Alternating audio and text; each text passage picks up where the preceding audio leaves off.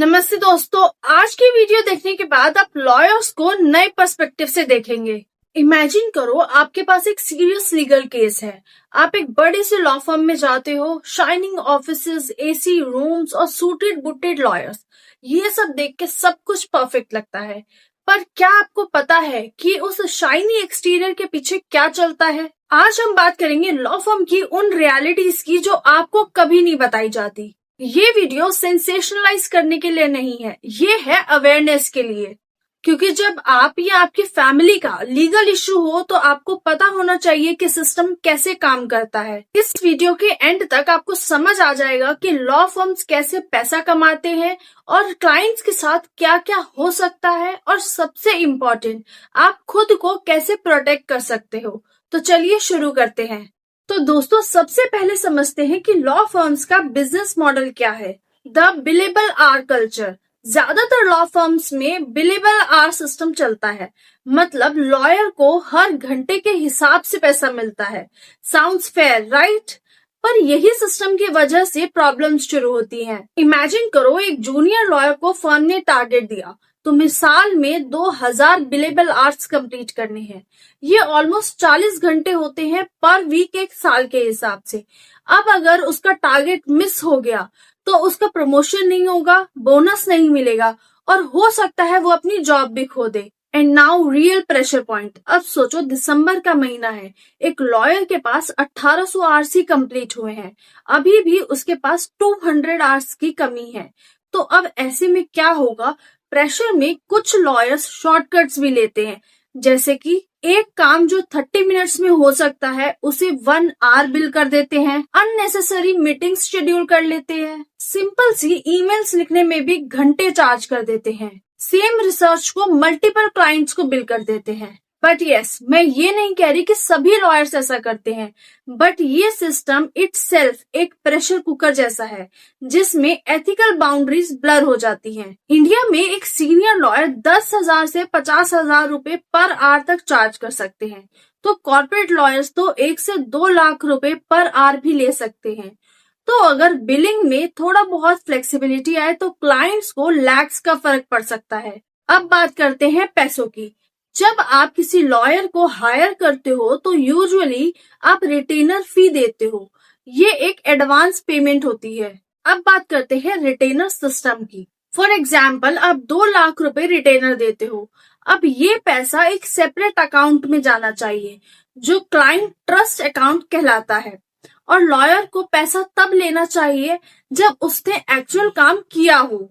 पर रियलिटी में क्या होता है, कई बार रिटेनर अमाउंट अनक्लियर रहता है, कितने काम के लिए है ये स्पेसिफाइड नहीं होता। लॉयर्स रिटेनर खत्म होने के बाद भी पैसा नहीं बताते, डिटेल्ड बिलिंग स्टेटमेंट्स नहीं दिए जाते, एंड मिसलेनियस चार्जेस के नाम पर एक्स्ट्रा पैसा काट लेते हैं। अब हाल ही में बार काउंसिल ऑफ इंडिया ने 2024 में नोटिस इशू करे थे against lawyers who were misusing clients funds। अब इससे पता चलता है कि ये प्रॉब्लम रियल भी है और रिकग्नाइज्ड भी। अब ऐसे में कुछ रेड फ्लैग्स हैं जो आपको देखने चाहिए। अगर लॉयर डिटेल्ड बिल नहीं दे रहा और सिर्फ एक लमसम अमाउंट बोल रहा है तो ये एक रेड फ्लैग है। और अगर हर छोटी छोटी चीज के लिए अर्जेंट बोलकर एक्स्ट्रा पैसे मांग रहा है तो ये भी एक रेड फ्लैग है। और अगर केस प्रोग्रेस नहीं हो रहा लेकिन बिल बढ़ता जा रहा है तो ये तो एक मेजर रेड फ्लैग है। अब आते हैं सबसे इंटरेस्टिंग पार्ट पर, कॉन्फ्लिक्ट ऑफ इंटरेस्ट।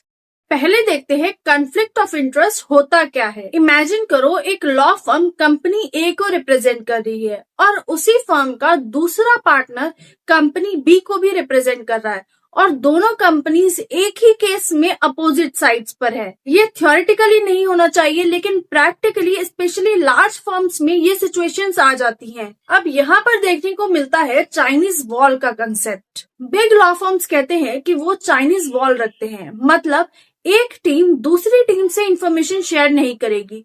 लेकिन रियलिस्टिकली सोचो, सेम ऑफिस में जाते हैं, लंच पे मिलते हैं, फर्म मीटिंग्स में एक साथ होते हैं, और सबसे इम्पोर्टेंट, दोनों टीम्स का पैसा सेम फर्म को जा रहा है। अब यहाँ एक और सवाल उठता है प्रायोरिटी का। बिग फर्म्स अपने हाई पेइंग क्लाइंट्स को ज्यादा प्रायोरिटी देते हैं। अब अगर एक क्लाइंट 50 लाख रुपए महीने का दे रहा है और वहीं दूसरा क्लाइंट एक टाइम 2 लाख रुपए। तो खुद ही सोचिए, नेचुरली फर्म का फोकस कहाँ रहेगा। इवन 2025 में बार काउंसिल ने स्ट्रिक्ट गाइडलाइंस इशू करी है कॉन्फ्लिक्ट्स के बारे में। अब फर्म्स को एक्सप्लिसिटली क्लाइंट्स को बताना होता है अगर कोई पोटेंशियल कॉन्फ्लिक्ट है, बट एनफोर्समेंट वो अभी भी क्वेश्चन मार्क है। दोस्तों, एक और कॉमन सिनेरियो है जो आपने शायद मूवीज में भी देखा हो, द सेटलमेंट गेम। क्लाइंट चाहता है केस फाइट करना, बट लॉयर कहता है देखिए सेटलमेंट कर लेते हैं, कोर्ट में टाइम लगेगा, पैसा लगेगा और रिस्क है। नाउ कई बार ये जेन्युइन एडवाइस होती है, सेटलमेंट एक्चुअली बेटर ऑप्शन हो सकता है, लेकिन कई केसेस में लॉयर की अपनी मोटिवेशन होती है सेटलमेंट के लिए। अब बात करते हैं why lawyers push settlements. First है क्विक मनी। ट्रायल्स में इयर्स लग सकते हैं और सेटलमेंट में तुरंत पैसा आ जाता है और अपने नेक्स्ट केस पे मूव कर सकते हैं। सेकंड है lace work. Court appearances, arguments, research सब बचता है सेटलमेंट में। थर्ड है रिस्क फैक्टर। अगर ट्रायल में हार गए तो लॉयर की रेपुटेशन को भी फर्क पड़ता है। Fourth is contingency fee structure. कुछ लॉयर्स परसेंटेज पे काम करते हैं, उन्हें सेटलमेंट का 20 से 30% मिलता है, तो जल्दी से जल्दी सेटलमेंट करना उनके लिए फेवर में होता है। मान लो आपका केस स्ट्रांग है पर लॉयर आपको 30 लाख में सेटल करने को कहता है। अब अगर वो 30% ले रहा है तो उसको क्विकली 9 लाख रुपए मिल जाते हैं।